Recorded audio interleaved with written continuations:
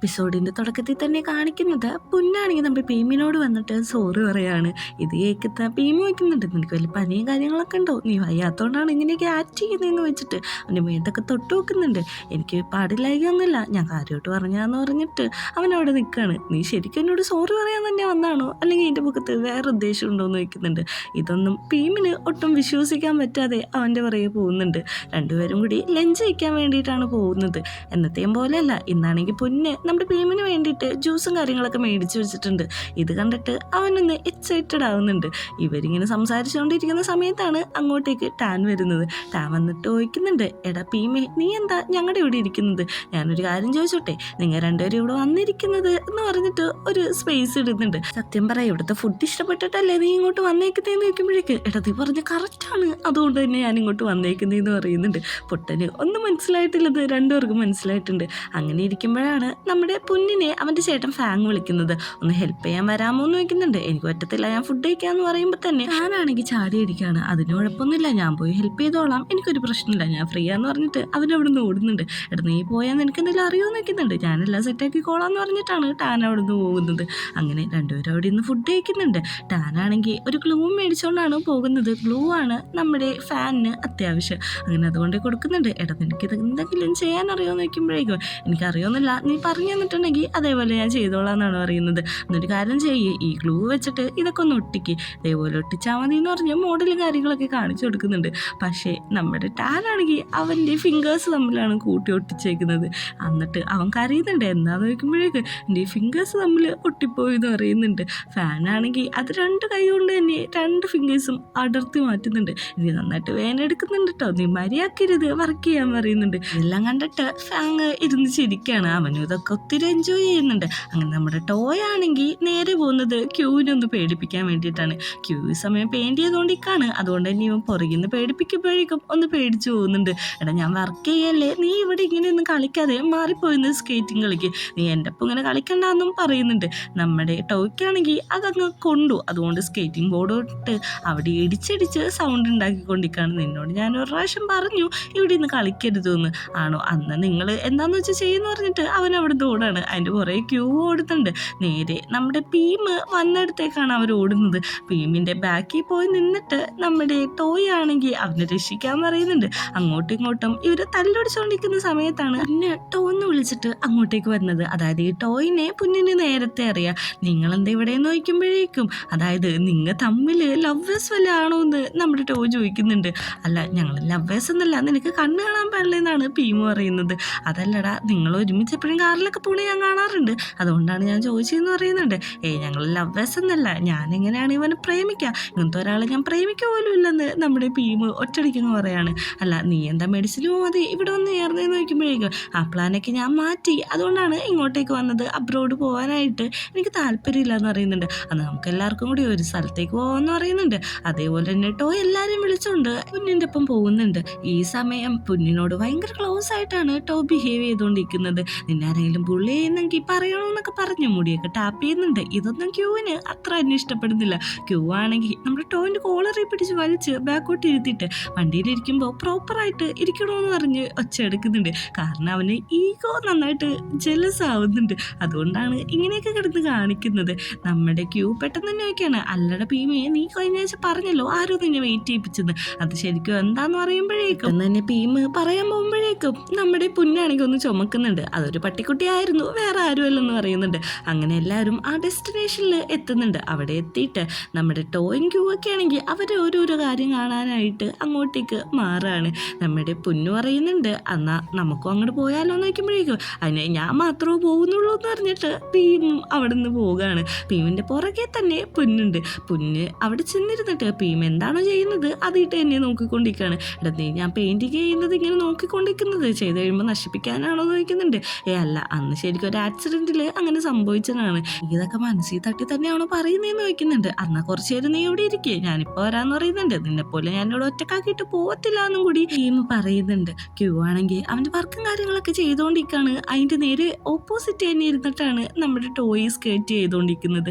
സ്കേറ്റെല്ലാം ചെയ്ത് കഴിഞ്ഞിട്ട് ഇവനോടൊന്ന് പറയുന്നുണ്ട്, കഴിയാറായില്ലെന്ന്, കുറച്ചും കൂടി ഉണ്ട്, എനിക്ക് വേറെ കഴിവൊന്നും ഇല്ലാത്തതുകൊണ്ട് ഏത് നേരം ഞാൻ ഇങ്ങനെയൊക്കെ തന്നെ ആയിരിക്കും എന്ന് പറയുന്നുണ്ട്. അതിന് പുതിയ കാര്യങ്ങൾ പഠിക്കാനായിട്ട് ഇത്ര മടിക്കേണ്ട ആവശ്യമില്ല, സ്കേറ്റിംഗ് ബോർഡ് നല്ലൊരു സ്കില്ലാണ്, ഞാൻ പഠിപ്പിച്ചു തരാമെന്ന് പറഞ്ഞിട്ട് ക്യൂവിനെയും കൊണ്ട് പഠിപ്പിക്കുന്നുണ്ട്.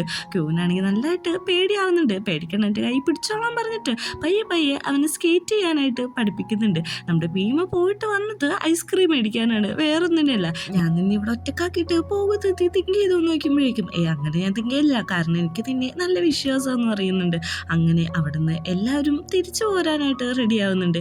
ഇതേസമയം ടാനാണെങ്കിൽ ഹെൽപ്പ് എല്ലാം ചെയ്ത് കഴിഞ്ഞ് അവരുടെ യൂണിവേഴ്സിറ്റി ബിൽഡിങ്ങിൽ തന്നെ ഇരിക്കുകയാണ്. അങ്ങോട്ടേക്ക് ഫാങ് വന്നിട്ട് ഒരു ജ്യൂസ് കൊടുക്കുന്നുണ്ട്. നീ ശരിക്കും എനിക്ക് ഹെൽപ്പ് ചെയ്യുന്നതിന് നന്ദിയുണ്ട്, നീ ഇല്ലായിരുന്നെങ്കിൽ ഇത് തീരുമില്ലായിരുന്നു എന്ന് പറഞ്ഞിട്ടാണ് ആ ജ്യൂസ് കോംപ്ലിമെൻ്റ് ആയിട്ട് കൊടുക്കുന്നത്. തിരിച്ചു വരുമ്പോഴേക്കും എന്നാൽ ഞങ്ങൾ പോവാന്ന് പറഞ്ഞിട്ട് നമ്മുടെ ക്യൂയും ടോയും കൂടിയാണ് പോകുന്നത്. ഞാനും പോവാന്ന് പറഞ്ഞിട്ട് ഭീമ പോകാൻ നിൽക്കുമ്പോഴേക്കും നീ എവിടെ പോകുന്നു, നിൽക്ക്, ഞാൻ നിന്നെ കൊണ്ടേക്കാം, നീ എന്തിനാ എന്നെ കൊണ്ടേക്കുന്നതെന്ന് നോക്കുമ്പോഴേക്കും എനിക്ക് ആ വഴി പോകേണ്ട ഒരു അത്യാവശ്യ കാര്യമുണ്ട്, അതുകൊണ്ട് തന്നെ ഞാൻ നിന്നെ കൊണ്ടേക്കാന്ന് പറയുന്നുണ്ട്. അതിന് ഭീമാണെങ്കിൽ സമ്മതിക്കുന്നുണ്ട്. നമ്മുടെ ടോയ് പോവാനായിട്ട് പോകുമ്പോഴേക്കും ക്യൂ പിടിച്ചിട്ടാണ്. എടാ ഞാൻ നിന്നെ കൊണ്ടേക്കാന്ന് പറയുമ്പോഴേക്കും അതിന് നീ കാറൊന്നും എടുത്തിട്ടില്ലല്ലോ, എങ്ങനെയാണ് എന്നെ കൊണ്ടേക്കുന്നതെന്ന് ചോദിക്കുമ്പോഴേക്കും നമുക്കൊരു ഊബർ ഒക്കെ ചെയ്യാം, അത് മാത്രമല്ല എനിക്ക് കുറച്ച് ജ്യൂസൊക്കെ മേടിക്കാനുണ്ട്, നീ എൻ്റെ ഒപ്പം തന്നെ നിന്നാൽ മതി, നമുക്ക് ഒരുമിച്ച് പോകാമെന്ന് പറഞ്ഞിട്ട് ടോയ് ആയിട്ടാണ് ഒരുമിച്ച് പോകുന്നത്. തിരിച്ചു പോകുന്ന വഴിയിൽ നമ്മുടെ ഭീമ വയ്ക്കുന്നുണ്ട്. നീ ഇങ്ങനത്തെ ഒരു പേഴ്സണാന്ന് ഞാൻ വിചാരിച്ചില്ല, നിനക്ക് ഇങ്ങനത്തെ ഒരു ക്യൂട്ടായിട്ടുള്ള സൈഡും കൂടി ഉണ്ടല്ലോ എന്ന്. എടാ ഞാനൊരു കാര്യത്തിന് കെയർ ചെയ്യാൻ തുടങ്ങിയിട്ടുണ്ടെങ്കിൽ അത് നല്ല രീതിക്ക് കെയർ ചെയ്യും, നിനക്കെന്നെ പറ്റി അറിയാത്തതുകൊണ്ടാണ് ഞാനിങ്ങനെ സീറ്റ് ബെൽറ്റ് ഒക്കെ നന്നായിട്ട് ഇട്ട് കൊടുക്കും, പിന്നെ മുടിയിലെല്ലാം ടാപ്പ് ചെയ്ത് കൊടുക്കും എന്ന് പറഞ്ഞിട്ട് ഭയങ്കര ക്ലോസ് ആയിട്ട് തന്നെ ബിഹേവ് ചെയ്യുന്നുണ്ട്. ഇതെല്ലാം കണ്ടിട്ട് നമ്മുടെ ഭീമാണെങ്കിൽ ചിരിക്കുകയാണ്. ഭീമു മാത്രമല്ല, ഭീമ ചിരിക്കുന്ന കണ്ടിട്ട് ഒന്നും കൂടി ചിരിച്ചു പോവാണ്. കാരണം ഇവരുടെ റിലേഷൻ ഇപ്പോൾ ഒരു അടിപൊളിയായിട്ടാണ് പൊക്കൊണ്ടിരിക്കുന്നത്. അങ്ങനെ തിരിച്ചെത്തിയതിന് ശേഷം അന്ന് ഞാൻ വീട്ടിൽ പോവാന്നൊക്കെ പറഞ്ഞിട്ടാണ് പൊന്നു അവിടെ നിന്ന് പോകുന്നത്. പൊന്നു പോയതിന് ശേഷം നമ്മുടെ ഭീമാണെങ്കിൽ വീട്ടിനുള്ളിൽ വന്നിട്ട് ഇന്ന് രാവിലെ തൊട്ട് നടന്ന കാര്യങ്ങൾ ഒന്ന് റിവേഴ്സ് അടിച്ച് ആലോചിച്ച് നോക്കുകയാണ്. അതായത് ഇവൻ്റെ അടുത്ത് നല്ല രീതിക്കാണല്ലോ പൊന്നിപ്പോൾ ബിഹേവ് ചെയ്യുന്നത്, ആ കാര്യമൊക്കെയാണ് ആലോചിച്ചുകൊണ്ടിരിക്കുന്നത്. തിരിച്ചു പോകുന്ന വഴിക്ക് ക്യൂ ആണെങ്കിൽ പാട്ട് കേട്ടോണ്ടിരിക്കുകയാണ്. ഇവനെ നോക്കുമ്പോഴേക്കും ടോയ്ക്കാണെങ്കിൽ പണ്ട് ഇവര് പഠിച്ചുകൊണ്ടിരുന്ന സമയത്ത് എങ്ങനെയാണ് ക്യൂവിനെ നോക്കിയത് അതേ ഫീലിങ്സ് തന്നെയാണ് ഇപ്പോഴുള്ളതെന്ന് നമ്മളെ കാണിക്കുന്നുണ്ട്. എന്താ നീ എൻ്റെ മുഖത്തേക്ക് ഇങ്ങനെ നോക്കിക്കൊണ്ടിരിക്കുന്നതെന്ന് വയ്ക്കുമ്പോഴേക്കും അത് വേറൊന്നല്ല, ഇപ്പോഴും നീ പാട്ട് കേൾക്കാറുണ്ട്, ഏത് പ്ലേലിസ്റ്റാണ് നീ കേൾക്കുന്നതെന്ന് അറിയാനുള്ള ഒരു ആഗ്രഹം കൊണ്ടാന്ന് പറയുന്നുണ്ട്. നീ കുറച്ച് ന്യൂസിയാണ് ഇതിലത് ഇടപെടണ്ടെന്ന് പറയുന്നുണ്ട്. ഇത് കേൾക്കുന്നതും ടോയ്ക്ക് ഒത്തിരി സങ്കടം വന്നുണ്ട്. പെട്ടെന്ന് തന്നെ ക്യൂ ആണെങ്കിൽ അവൻ്റെ കയ്യിലൊരു ഹെഡ്സെറ്റിൻ്റെ ഒരു ഭാഗം എടുത്തിട്ട് നമ്മുടെ ടോയിൻ്റെ ചെവിയിൽ വെച്ച് കൊടുക്കുകയാണ്. അതുകൊണ്ട് തന്നെ ടോയ് അന്നത്തെ ദിവസം ഭയങ്കര ഹാപ്പി ആയിട്ടാണ് തിരിച്ച് വീട്ടിട്ട് പോകുന്നത്. ഇതേ സമയം നമ്മുടെ പന്നിനെയാണ് കാണിക്കുന്നത്. പറ്റാണെങ്കിൽ ഭയങ്കര ഡ്രിങ്കായിട്ട് നടക്കാണ്. അങ്ങോട്ടേക്ക് തോട് വരുന്നുണ്ട്. തോട് വന്നിട്ട് ചോദിക്കുന്നുണ്ട്, നിനക്ക് എന്താ ഫീവർ വല്ലതും ഉണ്ടോ, നീ എന്താ ഇങ്ങോട്ട് വന്നേക്കുന്നെന്ന്. ഞാൻ വീട്ടിൽ പോകുമായിരുന്നു, അത് ഇങ്ങോട്ട് വന്നേന്ന് നോക്കുമ്പോൾ അതിനിത് നിൻ്റെ വീട്ടിട്ട് പോകാനുള്ള റൂട്ടൊന്നും അല്ല, ഇത് ഞങ്ങളുടെ ബിൽഡിങ്ങാന്ന് പറയുന്നുണ്ട്. അങ്ങനെ അവനവിടെ ഇരുത്തിയിട്ട് കുറച്ച് ഫുഡും കാര്യങ്ങളൊക്കെ കൊടുക്കുന്നുണ്ട്. നീ എന്താടാ എല്ലാ ദിവസവും ഇങ്ങനെ ഡ്രിങ്കായിട്ട് കിടക്കുന്നതെന്ന് ചോദിക്കുമ്പോഴേക്കും എനിക്ക് അതിൽ ഭയങ്കര ഡൗട്ടുണ്ട്, എന്താണെന്ന് അറിയില്ല എന്ന് പറയുന്നുണ്ട്. അങ്ങനെ പിറ്റേ ദിവസം രാവിലെ നമ്മുടെ പൊന്നു വരുമ്പോഴേക്കും അവൻ്റെ ഫ്രണ്ട്സ് ചോദിക്കുന്നുണ്ട്, എടാ നീ അവനോട് സോറി പറഞ്ഞു എന്ന്. എടാ ഞാൻ സോറിയൊക്കെ എപ്പോഴേ പറഞ്ഞെന്ന് പറയുമ്പോഴേക്കും അല്ല ഞാനല്ല, എൻ്റെ ഫ്രണ്ട് സോറി പറഞ്ഞിട്ടുണ്ടെന്ന് പറയുന്നുണ്ട്. അങ്ങനെ അവിടെ ഇരിക്കുന്ന ടെന്നിൻ്റെ അടുത്തേക്ക് വന്നിട്ട് ഒരു ഫുഡ് ബൂട്ട്സ് നീട്ടാണ്. ഇത് ഫാങ് തരാൻ പറഞ്ഞാണ് അവനെ ഹെൽപ്പ് ചെയ്തതിന്. ഇതറിയുന്ന ടെന്നിന് ഒത്തിരി സന്തോഷമാവുന്നുണ്ട്. അത് ഞാൻ എപ്പോഴും ഫ്രീ ആണ്, ഇനി അങ്ങനത്തെ ഹെൽപ്പും കാര്യങ്ങളൊക്കെ ഉണ്ടെങ്കിൽ എന്നെ വിളിക്കാൻ മറക്കരുതെന്ന് നിൻ്റെ ചേട്ടനോടൊന്ന് പറഞ്ഞേക്കണമെന്ന് പറയുന്നുണ്ട്. ഞാൻ ആലോചിക്കട്ടെ, എനിക്ക് സൗകര്യം ഉണ്ടെങ്കിൽ പറയാമെന്ന് പറയുന്നുണ്ട്. എടാ നീ പോലെ പറയാൻ എന്തായാലും മറക്കരുത് കേട്ടോ എന്ന് പറയുന്നുണ്ട്. പെട്ടെന്ന് തന്നെ നമ്മുടെ ടെന്നാണെങ്കിൽ അവൻ്റെ ഫ്രണ്ട്സിനെയൊക്കെ വിളിക്കുന്നുണ്ട്. ഈ ഒരു സന്തോഷമായിട്ടുള്ള നിമിഷം എങ്ങനെയാണ് സെലിബ്രേറ്റ് ചെയ്യാതിരിക്കുക എന്ന് പറഞ്ഞിട്ടാണ് നിൽക്കുന്നത്.